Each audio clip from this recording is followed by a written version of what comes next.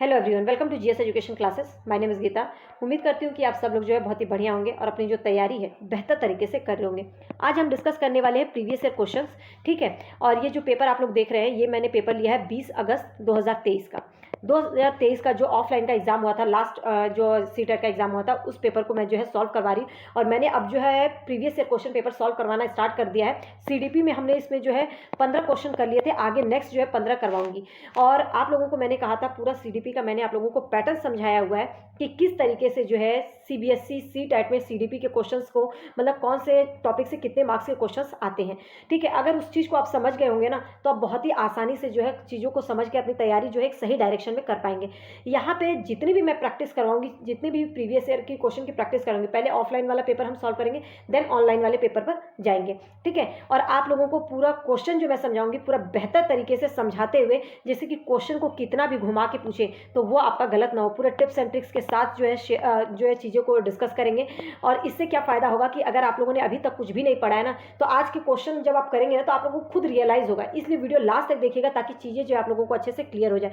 और जिन लोगों ने मेरा सेशन लिया होगा, जितने भी मोस्ट इंपॉर्टेंट टॉपिक मैंने करवाया प्लस पैडागोजी को सॉल्व करने का जो ट्रिक्स मैंने बताई है, उसको अगर किया होगा ना, तो देखेंगे कि वो कितने आसानी से इन क्वेश्चंस को कर पा रहे होंगे, ठीक है। तो चलिए स्टार्ट करते हैं। ये सब तो रही बातें। और हाँ, अगर आप चैनल पे नए हैं, प्रैक्टिस अच्छे से करना चाहते हैं, सही से करना चाहते हैं और सीडीपी में एक अच्छा स्कोर करना चाहते हैं, तो यहाँ पे मैं आप लोगों को बता दूं, सीटेट पेपर 1 और पेपर 2 दोनों की क्लासेस स्टार्ट हो गई हैं। और दोनों की ही मैं जो है प्रीवियस ईयर क्वेश्चन की प्रैक्टिस भी करवाऊंगी। अभी जो है कॉन्सेप्ट की क्लासेस चल रही हैं। तो अगर आप ज्वाइन करना चाहते हैं तो फ्री ऑफ कॉस्ट है सब कुछ। आप जो है चैनल को सब्सक्राइब कर सकते हैं ताकि आने वाली जो वीडियो की नोटिफिकेशन है वो आपको टाइम पर मिल जाए। तो चलिए स्टार्ट करते हैं। ये सब तो रही बातें। अगर 15 क्वेश्चन तक हमने कर लिया था, और अगर आगे मैं बात करूं तो हम करते हैं 16 क्वेश्चन। 16 क्वेश्चन क्या है देखते हैं, स्टार्ट करते हैं। हाँ, बोध आधारित शिक्षण का अंतर्निहित सिद्धांत यह विश्वास है कि, तो जो अंडरस्टैंडिंग बेस्ड जो टीचिंग होती है उसका, उस सिद्धांत का क्या विश्वास है? विश्वास है कि शिक्षार्थियों की जो क्षमताएं हैं, मतलब कि जो उनकी एबिलिटीज़ हैं और आवश्यकताएं, जो उनकी नीड है, वो विविध हैं। ये बात सही है कि जो इतने भी स्टूडेंट हैं उनकी जो एबिलिटीज़ हैं, उनकी नीड्स हैं, सबकी जो है डिफरेंट सबकी अलग अलग हैं, जिन्हें मानक निर्देशों पर ध्यान केंद्रित किए बिना पूरा नहीं किया जा सकता। जब बच्चों की आवश्यकताएं अलग अलग है, विविध प्रकार की हैं, उनकी योग्यताएं अलग हैं, तो उनको मानक निर्देशों पर कैसे बात कर सकते हैं कि मानक निर्देशों पर ध्यान केंद्रित किए बिना? कहने का मतलब है कि ये बोल रहा है कि मानक निर्देश पर ही ध्यान केंद्रित करके जो है पूरा किया जा सकता है, ठीक है। तो ये कभी भी ऑप्शन में मानक निर्देश की बात करें, ठीक है। अब यहाँ पे ध्यान दीजिएगा, बहुत सारे लोग कंफ्यूज होंगे। मानक निर्देशों पर ध्यान केंद्रित किए बिना पूरा नहीं किया जा सकता। कहने का मतलब है इसका कि मानक निर्देश पर ध्यान केंद्रित करना जरूरी है अगर विद्यार्थियों की क्षमताएं और उनकी आवश्यकताएं में जो विविधता है उसको पूरा करना है तो, ठीक है। तो ये तो सरासर गलत कह रहा है। अब ये गलत क्यों है, अब इसको भी समझ लीजिए। कभी भी ऑप्शन में मानक निर्देश की बात करें, मानकीकृत पाठ्यचर्या की बात करें, तो याद रखिएगा वो जो है ऑप्शन हमेशा गलत होता है, ठीक है। अगर आप लोगों ने नहीं भी पढ़ा होगा ना, अभी अगर आप लोगों ने सीटेट के लिए पढ़ाई स्टार्ट भी नहीं की होगी सीडीपी की, तो आप लोग जो है इन क्वेश्चनों को देखेंगे कितना आसानी से कर लेंगे। इस प्रकार से मैं समझाऊंगी, बस ध्यान से जो मैं बोल रही हूँ उसको समझते जाइएगा। तो मानक निर्देश कभी भी ऑप्शन में दिखे वो ऑप्शन हमेशा गलत होता है। शिक्षार्थी निष्क्रिय प्राप्त करता है। कैसे भाई? जब हम बोलते हैं कि चाइल्ड सेंटर्ड एजुकेशन की बात करते हैं, बच्चे को जो है, तो बच्चे को हम ये कैसे कह सकते हैं कि जो शिक्षार्थी है वो निष्क्रिय जो प्राप्त करता है, मतलब वो निष्क्रिय नहीं होता। विद्यार्थी जो है हमेशा उसको क्या बनाना है, सक्रिय बनाना है, सक्रिय होता है। मतलब कि उसको वो जो भी चीज़ें ग्रहण करता है वो सक्रिय प्राप्त करता होता है। और शिक्षक के पास सही ज्ञान है। ऐसा हम नहीं कह सकते कि शिक्षक के पास जो है एकदम पूरा सही ज्ञान है और शिक्षार्थी जो है सक्रिय प्राप्त करता है। जो हमारी जो एनसीएफ है हमारा यही बोलता है कि जो एजुकेशन है हमारा वो चाइल्ड सेंटर्ड होना चाहिए, ठीक है। तो बच्चों को जो है सक्रिय बनाना है, ठीक है। तो ये भी हमारा ऑप्शन जो है क्या होगा, गलत होगा। सक्रिय की बात कर रहे हैं, निष्क्रिय की बात कर रहे हैं। तो शिक्षार्थी हमेशा सक्रिय प्राप्त करता है, होता है, ठीक है। अब अगला देखते हैं ऑप्शन। ऐसा करने के लिए एक सुविधाजनक वातावरण प्रदान किए जाने पर शिक्षार्थी ज्ञान का निर्माण कर सकते हैं। बिल्कुल। देखिए, बोध आधारित शिक्षण मतलब अंडरस्टैंडिंग बेस्ड अगर टीचिंग का जो सिद्धांत है उसका विश्वास यही है कि अगर विद्यार्थियों को सुविधाजनक वातावरण प्रदान किया जाए तो विद्यार्थी जो है अपने ज्ञान का निर्माण स्वयं कर सकते हैं। जिन प्याजे करते हैं कि विद्यार्थी जो है वो क्या होते हैं, अपने ज्ञान का स्वयं निर्माता होते हैं, अपने ज्ञान का निर्माण करते हैं। एक नन्हा साइंटिस्ट बोला गया है, एक नन्हा वैज्ञानिक बोला गया है, तो ये तो सही है। अगला भी ऑप्शन देख लेते हैं। शिक्षार्थी कम जानते हैं, कैसे कह सकते हैं आप शिक्षार्थी कम जानते हैं? उनके मन में जो है हजारों विचार है, ठीक है, बस जरूरत है कि आपको उनसे जो है उनको सक्रिय रूप से इन्वॉल्वमेंट करके, मतलब इंटरेक्शन बच्चों से करें, आपसे करें, क्वेश्चन पूछें, जिससे कि उनके जो है ज्ञान का जो है विस्तार हो। शिक्षण में विद्यार्थियों के लिए तथ्यों का प्रसारण शामिल है। तो ये देखिए, शिक्षार्थी जो है कम जानते हैं, ये इस टाइप का कभी भी ऑप्शन दिखे तो वो ऑप्शन हमेशा गलत होता है। तो यहाँ पे थर्ड ऑप्शन जो है एकदम करेक्ट है कि जो अंडरस्टैंडिंग बेस्ड जो टीचिंग होती है उसका मूल उद्देश्य यही होता है, उसका विश्वास होता है कि बच्चों को जो है एक सुविधाजनक वातावरण प्रदान करना, जिसमें कि विद्यार्थी अपने ज्ञान का निर्माण कर सके। समझाने में इस क्वेश्चन को बड़ा टाइम लगा, लेकिन आप लोगों को बता दूं, इस टाइप के क्वेश्चन आप लोगों को बहुत देखने को मिलेंगे, इसलिए जरूरी है कि इसको हम समझ कर करें, ठीक है। आगे देखते हैं। जटिल समस्याओं से जूझ रहे अमन के समस्या समाधान कौशल विकसित करने में, ठीक है, एक शिक्षक किस प्रकार मदद कर सकता है? जटिल समस्याओं से जूझ रहा अमन, अगर उसे समस्या समाधान मतलब कि प्रॉब्लम सॉल्विंग जो स्किल है उसके अंदर डेवलप करनी है, तो एक शिक्षक किस प्रकार मदद कर सकता है? देखिए, अगर नहीं आता होगा तो भी ये क्वेश्चन कर लेंगे आप। कैसे? उसे मंथन करने और विचार उत्पन्न करने के लिए प्रोत्साहित करके। बिल्कुल, अगर बच्चे में प्रॉब्लम सॉल्विंग स्किल को, मतलब समस्या समाधान कौशल को विकसित करना है, तो बच्चों को जो है उनको जो है उस पर सोचने के लिए प्रोत्साहित करना, कि उनके अंदर जो विचार है, विचार उसके उस प्रॉब्लम को लेकर विचार उत्पन्न हो, उनके दिमाग में जो है उसके अपने तर्क वितर्क करें, ठीक है, इसके लिए जो है बच्चों को प्रोत्साहित करना। तो ये बात तो सही है, क्योंकि बच्चे को यहाँ पे सक्रिय किया जा रहा है, ठीक है, तो यहाँ पे बच्चे को इन्वॉल्व किया जा रहा है, तो ये तो सही है। आगे भी देख लेते हैं, इससे बेटर कुछ है। उससे कहकर कि वह समस्या को सुलझाना छोड़ दे। देखिए, कभी भी ऑप्शन में इस तरीके का दिखे ना कि बच्चे को मना करना कि तुम इस प्रॉब्लम को छोड़ दो, आगे बढ़ो, इस प्रॉब्लम की तरफ ध्यान मत दो, इस टाइप का ऑप्शन होता है, तो वो हमेशा गलत होगा। उसे प्रयोग करने और जोखिम लेने से हतोत्साहित, कभी भी ऑप्शन में हतोत्साहित दिखे तो वो ऑप्शन जो है हमेशा गलत होता है। उसे प्रयोग करने और जोखिम लेने से हतोत्साहित करके, तो ये जो है गलत है। ऐसे एज अ टीचर आपका जो है ये उद्देश्य नहीं होना चाहिए, बच्चे को प्रोत्साहित करना आपका उद्देश्य होना चाहिए। उसे उत्तर प्रदान, अगर आप ही उत्तर प्रदान कर देंगे तो बच्चे के अंदर समस्या समाधान कौशल कैसे विकसित होगा? तो ये भी ऑप्शन गलत है। तो ये तीनों क्यों गलत है, अगर वो मैंने आप लोगों को क्लियर कर दिया। अगर इस प्रकार के जो है ऑप्शन दिखे तो हमेशा गलत होते हैं। पहला ऑप्शन जो है यहाँ पे करेक्ट होगा। नेक्स्ट क्वेश्चन देखते हैं 18। उम्मीद करती हूँ कि चीज़ें जो है अच्छे से क्लियर हो रही होंगी। अगर समझ में आ रही हो तो please hit like button and लोगों के साथ जरूर शेयर कीजिए, ताकि अंतिम के आखिरी के जो ये 20 दिन है जो प्रैक्टिस इस तरीके से करें कि वो जो है अपकमिंग जो सीटेट है उसको बहुत ही आसानी से क्रैक कर सके। मतलब एक सही डायरेक्शन में पढ़ना जरूरी है। देखिए, पढ़ते बहुत लोग हैं, सब लोग पढ़ रहे हैं, लेकिन क्या सब लोगों का सीटेट क्लियर हो जाता है? सीटेट बहुत ही आसानी से क्रैक कर सकते हैं अगर आप एक सही तरीके से पढ़े, एक सही डायरेक्शन में पढ़े, चीज़ों को समझते हुए पढ़े। रटना नहीं है यहाँ पे सब पूरे क्वेश्चन जो है आज के टाइम में अंडरस्टैंडिंग बेस्ड आते हैं, एप्लीकेशन बेस्ड आते हैं, ठीक है। इस चीज को आप लोगों को समझना बहुत ज्यादा जरूरी है। 18 क्वेश्चन देखते हैं। माध्यमिक कक्षाओं में अधिगम के लिए एक अनुकूल कक्षा का वातावरण डैश पर केंद्रित है। कहने का मतलब है जो मिडिल क्लास है, जो आपका जो माध्यमिक कक्षाएं हैं, जो मिडिल क्लास है, उसमें जो लर्निंग के लिए एक अनुकूल कक्षा का वातावरण किस पर केंद्रित है? कैसा होना चाहिए वातावरण? सजा और शर्मिंदगी। तो अगर क्लास का आपका जो वातावरण है वहाँ पे सजा या शर्मिंदगी का डर हो तो बच्चे क्या कभी लर्न कर पाएंगे, कुछ सीख पाएंगे? बिल्कुल नहीं। तो कभी भी ऑप्शन में सजा और शर्मिंदगी दिखे तो वो ऑप्शन कभी भी नहीं होगा, ठीक है।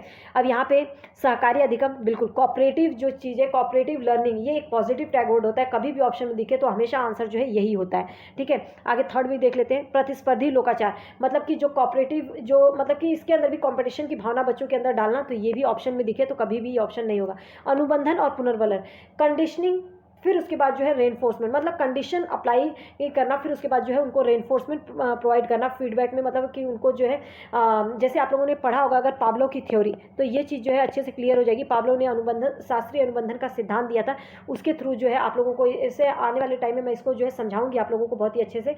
लेकिन अभी के लिए मैं बता दूं तो ये ऑप्शन नहीं होगा आपका यहाँ पे कोऑपरेटिव लर्निंग, ठीक है। तो जो मिडिल क्लास है वहाँ पे अधिगम के लिए एक अगर अनुकूल कक्षा का वातावरण जो है किस पे केंद्रित करता है तो वो होता है सहकारी अधिगम, कोऑपरेटिव लर्निंग, जिसमें बच्चे जो है अपने ग्रुप में, अपने पीयर ग्रुप के साथ जो है कोऑपरेट करते हुए, एक दूसरे के साथ इंटरेक्शन करते हुए जो चीज़ों को सीखते हैं, ठीक है। तो आप यहाँ पे देखिए, कभी भी ऑप्शन में सजा या शर्मिंदगी दिखे वो ऑप्शन नहीं होगा। कॉम्पिटिशन की भावना, अनुबंधन, पुनर्वलन, इस टाइप का जो ऑप्शन नहीं होता है। कोऑपरेटिव जो है एक जो है पॉजिटिव टैग वर्ड है, एक जो है सकारात्मक बात बोल रहा है, जिसके अंदर जो है बच्चे मिलकर जो है एक दूसरे के साथ जो है सीख रहे हैं, तो ये जो है हमेशा ऐसे ऑप्शन में दिखे तो वही ऑप्शन होगा। तो यहाँ पे जो है सेकंड ऑप्शन जो है करेक्ट होगा। अगर समझ में आ रहा हो तो प्लीज़ कमेंट में ज़रूर बताइएगा, और कोई भी डाउट हो, कोई भी सजेशन हो, आप लोग जो है दे सकते हैं, ताकि मेरी यही कोशिश रहती है कि मैं डे बाय डे आप लोगों को बहुत ही अच्छे से मतलब चीज़ों को क्लियर करूँ, जिससे कि आप लोगों को कहीं से भी कोई भी ज़रूरत ना पड़े, मतलब कि अगर आप लोग कुछ पढ़ रहे हैं तो वो अच्छे से आप लोगों को क्लियर हो जाए। ठीक है, अगर मेरे यहाँ से जुड़े हैं तो आने वाले जो सीट है आप लोगों का क्लियर हो जाए, बस मैं ये चाहती हूँ। तो इसके लिए ज़रूरी है कि जो चीज़ें मैं बताती हूँ ना उसको भी आपको फॉलो करना पड़ेगा। ये नहीं है कि जो मैं बता रही हूँ वो बस ऐसे ही आप लोगों ने सुन लिया, अगर उस पर काम करेंगे तभी फ़ायदा मिलेगा। ठीक है, 19 अगर हम लियो वाइगोस्की की बात करें, लियो वाइगोस्की थ्योरी आप लोगों को बहुत ही अच्छे से मैंने समझाया है। ठीक है, सामाजिक सांस्कृतिक का जो सिद्धांत है, वाइगोस्की का मानना था कि विकास प्राकृतिक में असंतत है, आनुवांशिक प्रोग्रामिंग का खुलासा है, सीधे परिपक्वता के परिणाम से होता है या सीधे सामाजिक संपर्क के परिणाम से होता है। आप लोगों को बताऊं कि कभी भी वाइगोस्की की बात आए और समाज की उसमें बात की जाए तो याद रखना वही हमेशा ऑप्शन में होता है, वही ऑप्शन करेक्ट होता है। सामाजिक अंतःक्रिया की बात करते हैं, ये समाज में सामाजिक परिवेश की बात करते हैं जिसमें बच्चा जो है बहुत ही अच्छे से सीखता है, तो सीधे सामाजिक संपर्क के परिणाम से होता है। ये फोर्थ ऑप्शन जो है करेक्ट होगा। वाइगोस्की के क्वेश्चन में सामाजिक वर्ड आ जाए, सामाजिक अंतःक्रिया, तो वो याद रखिएगा वही सामाजिक अन्योन क्रिया या अंतःक्रिया, तो वही ऑप्शन होता है। ठीक है, ये इसका एकदम पॉजिटिव टैग वर्ड है, एकदम याद रखिए इसे। पियाजे के अनुसार गुणात्मक रूप से 4 विभिन्न अवस्थाएं हैं। बिल्कुल हम सब जानते हैं कि 4 अवस्थाएं हैं इनकी, तो वो क्या है, दुनिया की विभिन्न संस्कृतियों में व्यापक रूप से भिन्न है। उदाहरण देकर समझाते हैं कि बच्चों का जो मन है लघु वयस्क मन होता है, बच्चों के जेनेटिक कोड पर निर्भर करता है, बच्चों के विकास के सार्वभौमिक पैटर्न का प्रतिनिधित्व है। इन सब में जो सबसे सही बात बोल रहा है कि जो जीन पियाजे है ना, जीन पियाजे के अनुसार जो गुणात्मक रूप से 4 विभिन्न अवस्थाएं हैं, उसमें जो है वो जितने भी मतलब कि इन गुणात्मक रूप से जो 4 अवस्थाएं दी गई हैं, बच्चों का जो विकास है इन अवस्थाओं को फॉलो करता है, मतलब सार्वभौमिक पैटर्न के प्रतिनिधित्व करता है। कहने का मतलब है कि बच्चा जो है पहले इंद्रियजन्य भ्रामक अवस्था के थ्रू सीखता है, फिर उसमें पूर्व संक्रियात्मक, फिर मूर्त अवस्था जो आती है जिसके अंदर जो है 7 से 11 वर्ष की अवस्था होती है, जिसके अंदर मूर्त चीज़ों को देखकर कैसे समझता है, फिर अमूर्त का जो विकास होता है उसके अंदर। और तो ये जो है चीज़ें जो है बच्चों के जो विकास है इन सबको जो है पैटर्न को फॉलो करती है, भले ही देर सवेर लगता है, लेकिन इसके अनुसार ही इनका जो है विकास होता है। इसलिए बोला जाता है कि सार्वभौमिक पैटर्न का प्रतिनिधित्व करती है। जीन पियाजे के गुणात्मक रूप से 4 जो विभिन्न अवस्थाएं हैं, याद रखिएगा कि वो सार्वभौमिक पैटर्नों का जो है प्रतिनिधित्व करती हैं। तो ये फोर्थ ऑप्शन करेक्ट होगा। इस थ्योरी को भी मैंने अच्छे से समझाया हुआ है, अगर नहीं देखा है तो जरूर देख लीजिएगा, मोस्ट इंपॉर्टेंट टॉपिक करके है। ठीक है, निम्नलिखित में से कौन सी पियाजे के संज्ञानात्मक विकास के सिद्धांत की सीमा है। मैंने एक सीडीपी का ना 2023 करके एक बनाया हुआ है सीडीपी का, जिसमें मैंने पेडागोजी को किस तरीके से सॉल्व करें, ठीक है, उसको प्लस टॉपिक, उसमें दोनों ही चीज़ें हैं। अगर आप वो जो चीज़ें हैं ना अच्छे से कर लेते हैं तो सीडीपी में 25 मार्क्स आपके कहीं नहीं जाने वाले, 25 प्लस आएंगे, इतना गारंटी है, लेकिन उसको उतना अच्छे तरीके से समझ के करना है। आगे नेक्स्ट क्वेश्चन देख लेते हैं 21। निम्नलिखित में से कौन सी पियाजे के संज्ञानात्मक विकास के सिद्धांत की सीमा है। वह संज्ञानात्मक विकास में भाषा की भूमिका पर अत्यधिक बल देते हैं। तो आप लोगों को बता दूं, ये जो है भाषा की भूमिका पर बल नहीं देते, ये बोलते हैं कि पहले विचार है, विचार के द्वारा जो है भाषा का विकास होता है, तो ये तो गलत हो जाएगा। वह संज्ञानात्मक विकास में व्यक्तिगत विभिन्नताओं को ध्यान नहीं रखते। वह संज्ञानात्मक विकास में जैविक कारकों की भूमिका पर ध्यान नहीं रखते। तो इसमें सीमा पूछा है उनके विकास की कौन सी एक सीमा है, तो वह संज्ञानात्मक विकास पर संस्कृति और सामाजिक कारकों के प्रभाव पर ध्यान नहीं रखते। तो ये बात सही है। जो जीन पियाजे का जो संज्ञानात्मक विकास का सिद्धांत है, उन्होंने जो है संस्कृति और सामाजिक कारकों के प्रभाव पर ध्यान नहीं रखता है। इस पर जो है ये उनके विकास में कहीं पर भी नहीं दिखता है। और ये जो बात कही है सामाजिक और सांस्कृतिक विकास, ये लेव वाइगोस्की ने कही है, ठीक है, जिसपे उन्होंने ध्यान इसके द्वारा जो है बच्चों का संज्ञानात्मक विकास होता है। लेव वाइगोस्की कहते हैं कि सामाजिक सांस्कृतिक कारकों का जो है प्रभाव पड़ता है। ठीक है, नेक्स्ट क्वेश्चन देखते हैं।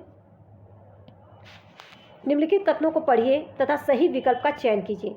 कथन क्या है, प्रत्येक वर्ष लता जो कि कक्षा 7 की शिक्षिका है, ठीक है, उसके क्षेत्रों में कैरियर पर चर्चा करने के लिए एक महिला गणित प्रोफेसर और एक पुरुष नर्स को अपनी कक्षा में आमंत्रित करती है।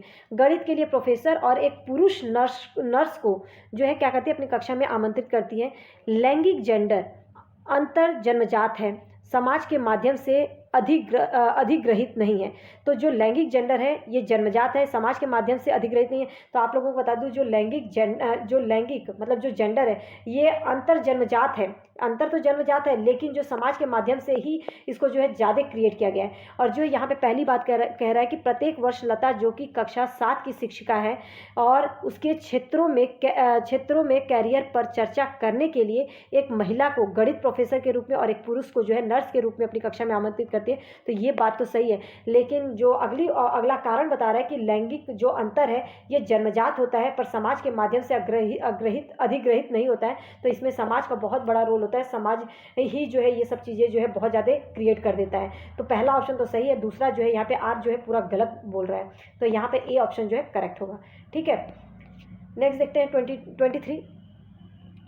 प्रगतिशील कक्षा की बात करें। प्रगतिशील कक्षा में जो है मतलब प्रोग्रेसिव जो क्लासरूम है उसमें कैसा होना चाहिए विद्यार्थी, अधिक प्रश्न नहीं पूछना चाहिए। सबसे पहले विद्यार्थी को जो है जो प्रोग्रेसिव एजुकेशन है या जो चाइल्ड सेंटर्ड एजुकेशन है उसमें यही बोला जाता है, जो एनसीएफ है यही कहता है कि बच्चे ज़्यादा से ज़्यादा जो है प्रश्न पूछें। तो ये ऑप्शन तो वैसे ही गलत हो जाएगा। शिक्षक से प्रश्न पूछते हैं, बिल्कुल प्रोग्रेसिव एजुकेशन में जो बच्चे हैं शिक्षक से जो प्रश्न पूछते हैं, एक दूसरे से प्रश्न पूछते हैं, बिल्कुल स्वयं से भी प्रश्न पूछते हैं, बिल्कुल। तो यहाँ पे बी सी डी तीनों ही सही है। देखते हैं कहाँ पर है ये ऑप्शन। हाँ, थर्ड ऑप्शन जो है करेक्ट है, बी सी डी तीनों ही सही रहेगा। नेक्स्ट 24 देखते हैं। पुल्लिंग या स्त्रीलिंग होने से जुड़ी अपेक्षाओं को डैश कहा जाता है और इन्हें डैश से सीखा जाता है। पुल्लिंग या स्त्रीलिंग होने से जुड़ी जो अपेक्षाएं हैं, मतलब कि ये लड़की है, ये बॉय है, ये गर्ल है, इनसे जो लोगों का क्या एक्सपेक्टेशंस हैं वो क्या कहलाएगा, तो ये जेंडर भूमिकाएं कहलाएगा और इन्हें डैश सीखा जाता है। तो इन्हें किस अवस्था में सीखा जाता है, बाल्यावस्था की सभी अवस्थाओं से लेकर वयस्कता तक, या जेंडर स्थिरता कहलाएगा प्रारंभ की किशोरावस्था में, जेंडर रूढ़िवादिता कहलाएगा केवल मध्य बाल्यावस्था के दौरान, या जेंडर पूर्वाग्रह कहलाएगा मुख्य रूप से प्रारंभिक बाल्यावस्था के दौरान।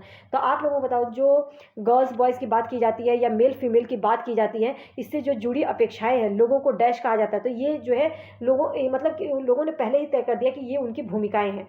ठीक है, ये उनके क्या है जेंडर रोल हैं। जैसे कि बोल देते हैं कि जो स्त्रियां हैं वो घर का काम करें और पुरुष जो है बाहर कमाएं। तो ये क्या है लोगों की जो है ऐसी अपेक्षाएं हैं, ऐसी जो है क्या है मतलब रोल इन लोगों ने वो बना दिया है। तो जेंडर भूमिकाएं हैं और ये कब सीखा जाता है, तो ये बाल्यावस्था की सभी अवस्थाओं में से लेकर वयस्कता तक रहता है, मतलब तब तक लोगों को सीखने को मिलता है। तो ये पहला ऑप्शन जो है यहाँ पर करेक्ट होगा। नेक्स्ट क्वेश्चन देखते हैं।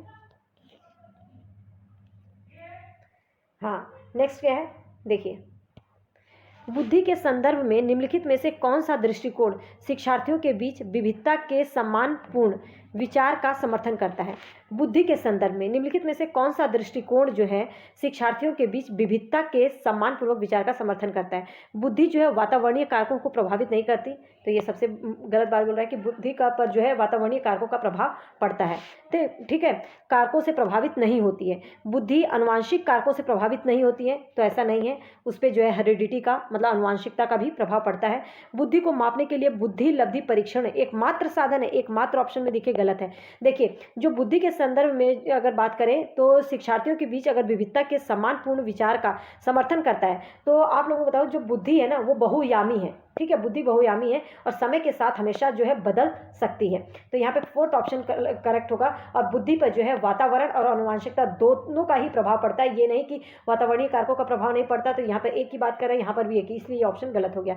ठीक है, और बुद्धि लब्धि के परीक्षण के लिए एकमात्र साधन है बुद्धि लब्धि, तो ये भी गलत है। कभी भी ऑप्शन में एकमात्र दिखे तो वो ऑप्शन जो है हमेशा जो है करेक्ट नहीं होगा, मतलब इनकरेक्ट होगा, सॉरी। नेक्स्ट देखते हैं, निम्नलिखित में से किसने सामान्य बुद्धि की अवधारणा की आलोचना की और बुद्धि का एक वैकल्पिक सिद्धांत प्रस्तावित किया है। जीन पियाजे, हार्वर्ड गार्डनर, लेव वाइगोस्की या चार्ल्स। तो ये बहुत ही मतलब फैक्चुअल क्वेश्चन है। जो सामान्य बुद्धि की अवधारणा की आलोचना की और बुद्धि के एक वैकल्पिक सिद्धांत को प्रस्तावित किया था वो है हार्वर्ड गार्डनर। नेक्स्ट क्वेश्चन देखते हैं 27। लॉरेंस कॉलबर्ग, इसको भी थ्योरी मैंने करवाई है, बहुत ही आसानी से अगर समझ में आ गया होगा तो ये कर लेंगे। लॉरेंस कॉलबर्ग के सिद्धांत की आलोचना कैरल गिलिगन द्वारा किया गया है। तो ये क्या किस बात को लेकर किया है, नैतिक तर्क में लैंगिक विभिन्नताओं की उपेक्षा करने के लिए की गई है, या विश्लेषण के एकमात्र तरीके को लागू नहीं करने के लिए किया गया है, या नैतिक विकास का एक चरण सिद्धांत प्रस्तुत करने के लिए किया गया है, या वास्तविक जीवन की स्थितियों के माध्यम से तथ्यों को एकत्रित। आप लोगों को बता दूं जो लॉरेंस कॉलबर्ग के सिद्धांत सिद्धांत की आलोचना की गई है, कैरल गिरगी ने जो किया है उसमें लैंगिक विभिन्नताओं की उपेक्षा करने के लिए की गई है। कहने का मतलब है कि उन्होंने जो है ना ये बात बोला है कि सबकी सोच जो है एक जैसी होती है। तो इसीलिए गिलिगन जो है उन्होंने किया कि नैतिक तर्क में जो लैंगिक विभिन्नताओं की उपेक्षा की गई है, मतलब कि उन्होंने जैसे सब लोग जो स्त्री हैं वो भी एक ही तरह से सोचते हैं और पुरुष भी एक ही तरह से सोचते हैं, तो ऐसा नहीं है, सबकी सोच जो है अलग अलग होती है। तो इसीलिए उन्होंने कहा कि लैंगिक विभिन्नताओं की जो है उन्होंने क्या किया है, उपेक्षा की है। नेक्स्ट क्वेश्चन देखते हैं 28। एक शिक्षिका अपने विद्यार्थियों को अधिसंज्ञानात्मक कौशल विकसित करने में मदद करना चाहती है। क्या? अधिसंज्ञानात्मक, ठीक है, वो जो है बच्चों में अधिसंज्ञानात्मक कौशल को विकसित करने में मदद करना चाहती है। तो निम्नलिखित में से कौन सी रणनीति सबसे प्रभावी होगी? विद्यार्थियों को अभिप्रेरित करने के लिए लगातार ग्रेड प्रतिपुष्टि प्रदान करना। तो कभी भी ऑप्शन में ग्रेड प्रतिपुष्टि की बात की जाए, फीडबैक की बात की जाए इस टाइप का, तो वो ऑप्शन हमेशा गलत होगा, ठीक है। अभी अधिसंज्ञानात्मक कौशल को विकसित करना है तो उसकी बेस्ट रणनीति जो है इन ऑप्शन में से चूज करना है। विद्यार्थियों को प्रोत्साहित करना कि वे स्वयं अपने अधिगम पर चिंतन करें और अपनी प्रगति का मूल्यांकन करें। बहुत ही अच्छी बात है, शिक्षक का यही उद्देश्य होना चाहिए कि बच्चों को जो है प्रोत्साहित करें और स्वयं अधिगम पर जो है वो विचार विमर्श करें, चिंतन करें और अपनी प्रगति का जो है मूल्यांकन करें। तो ये बात तो सही है। विद्यार्थियों को याद करने के लिए पाठ सौंपना, कभी भी ऑप्शन में याद करने की बात की जाए तो वो ऑप्शन गलत होगा, आगे देखने की जरूरत नहीं है। विद्यार्थियों को सभी सीखने के कार्यों के लिए विस्तृत निर्देशात्मक निर्देश देना, तो ये भी जो है निर्देश देना, ये एज अ टीचर आप लोगों का उद्देश्य नहीं होना चाहिए। बच्चों को जो है उसमें इन्वॉल्व करना है, तो बच्चों को जो है प्रोत्साहित करना है कि स्वयं अपने अधिगम पर जो है चिंतन करें और अपनी प्रगति का जो है स्वयं जो है इवेल्युएट करें, मूल्यांकन करें। तो यहाँ पे जो है करेक्ट ऑप्शन जो होगा वो कौन सा होगा? सेकेंड, ठीक है। नेक्स्ट क्वेश्चन देखते हैं। हाँ, निम्नलिखित कथनों को पढ़िए तथा सही विकल्प का जो है चयन कीजिए। तो कथन क्या है? शिक्षकों को संकल्पना को मजबूत करने के लिए विद्यार्थियों को अपने स्वयं के संकल्पना के उदाहरणों और गैर उदाहरणों की पहचान करने के लिए कहना। बिल्कुल सही बात है, अभी कथन तो सही है। उदाहरणों के बारे में सोचने में संकल्पना को मजबूत किया जाए, जबकि गैर उदाहरण विद्यार्थियों को भ्रमित करते हैं। तो क्या ये बात सही है? तो ये जो है गलत है। तो यहाँ पे ए तो सही है, आर जो है पूरी तरह से गलत है। तो यहाँ पे जो है हमारा कौन सा ऑप्शन 1 जो है करेक्ट है, आगे देखने की जरूरत ही नहीं है। नेक्स्ट देखते हैं, 1 मिनट। हाँ, 30 क्वेश्चन क्या है? हाँ, 30 क्वेश्चन लास्ट क्या है देखिए। अधिगम के सामान्य सिद्धांत बताते हैं कि विद्यार्थी बेहतर रूप से सीखते हैं यदि शिक्षक, अधिगम का सामान्य सिद्धांत क्या बताता है? विद्यार्थी जो है बहुत ही बेहतर रूप से सीखता है यदि शिक्षक पहले अवधारणा को उनको प्रतीकात्मक रूप से प्रस्तुत करे, फिर उनके भौतिक रूप पर आए। तो ये क्या सही है? नहीं। आगे भी ऑप्शन देखते हैं। पहले उस पर चर्चा करें जिसके बारे में विद्यार्थी को नहीं पता, फिर उस पर आए जो विद्यार्थी पहले से जानते हैं। पहले अवधारणा का संपूर्ण रूप से परिचय दे, फिर उसके बाद बारीकियों पर आए। या पहले तर्क और कारण के संदर्भ में अवधारणाओं पर चर्चा करें और फिर विचारों को सत्यापित करने का अवसर दें। तो देखिए, कभी भी बच्चों को हम जब कुछ भी समझाते हैं तो हम क्या कहते हैं? पहले सभी चीज़ों को जो है थोड़ा थोड़ा जो है उसके बारे में इंट्रोडक्शन देते हैं, फिर उसकी बारीकियों को जो है समझाते हैं। तो इसके हिसाब से तो हमारा थर्ड ऑप्शन जो है करेक्ट है। अब याद रखिएगा, जो पैडागोजी होता है ना, जो पैडागोजी होता है, इस पर कई बार सीबीएसई का, कई बार जो है आपका जो है आंसर कुछ रहेगा और सीबीएसई कुछ बोलेगा। तो कई बार एक आध दो क्वेश्चन इसलिए जो है क्लैश कर जाता है, मतलब कि एक दो क्वेश्चन ऐसे होते हैं कि जो ऊपर नीचे हो जाते हैं, क्योंकि आपकी सोच और ये नहीं पता हमें सीबीएसई क्या सोचता है इसके बारे में। लेकिन ऑलमोस्ट क्वेश्चन जो है हमारे सही होते हैं। एज अ टीचर आपका अपने बच्चों के प्रति किस तरीके से जो है आपको पढ़ाना है, किस तरीके से उन्हें मोटिवेट करना है, कुछ जो है मैंने टिप्स एंड ट्रिक्स बताती हूँ ना, कि कौन से पॉजिटिव वर्ड है, कौन से नेगेटिव वर्ड है, प्लस क्या आपको ध्यान में रखना है, एनसीएफ क्या कहता है, बीच बीच में मैं सब चीज़ें जो है डिस्कस करती रहती हूँ। लेकिन ऐसे ही आप 4-5 पेपर की प्रैक्टिस कर लेंगे ना, तो आप देखेंगे कि आप बहुत ही अच्छा जो है स्कोर करेंगे। मैं इतना बोल सकती हूँ कि सीडीपी में आप लोग 25+ अगर लाना है तो आपको थोड़ा सा बेहतर तरीके से पढ़ना पड़ेगा, मतलब क्वेश्चन को समझ कर पढ़ना पड़ेगा। ये नहीं कि क्वेश्चन पढ़ लिया और आंसर देख लिया हो गया, ऐसे कोई मतलब नहीं है। ऐसे पढ़ने का बहुत जरूरी है, क्योंकि आप लोगों को पता है कि अगर आप लोगों को कम टाइम में ज़्यादा से ज़्यादा क्वेश्चन करना है तो उसके लिए जरूरी है कि पहले से जो है इसकी प्रैक्टिस कर ले। आप देख रहे हैं कि कितने बड़े बड़े जो है ऑप्शंस हैं, तो इसको जो है कहीं ना कहीं आप लोगों को कुछ जो ट्रिक्स मैं बताती हूँ वो चीज़ें पता होंगी ना, तो आपको कई ऑप्शन जो है देखेंगे कि आपको पढ़ने की भी जरूरत नहीं होगी, वो वहीं पर जो है आप क्रॉस करके एलिमिनेट करके ऑप्शन को आगे बढ़ेंगे। तो ये जो है आपके टाइम की बचत करेगा। तो उम्मीद करती हूँ चीज़ें जो क्लियर हो गई होंगी, जो मैं समझाती हूँ उसको आपको समझ में आया होगा। तो अगर लगता है वीडियो इन्फॉर्मेटिव है तो लोगों के साथ शेयर कर दीजिए, ताकि लोग जो है अंतिम टाइम में इन सब चीज़ों को समझ कर जो है एक सही डायरेक्शन में पढ़ पाएँ। ऑल द बेस्ट, बस सही से पढ़ते रहिए एक सही डायरेक्शन में, ताकि अपकमिंग जो सीटेट है वो निकल जाए। All the best.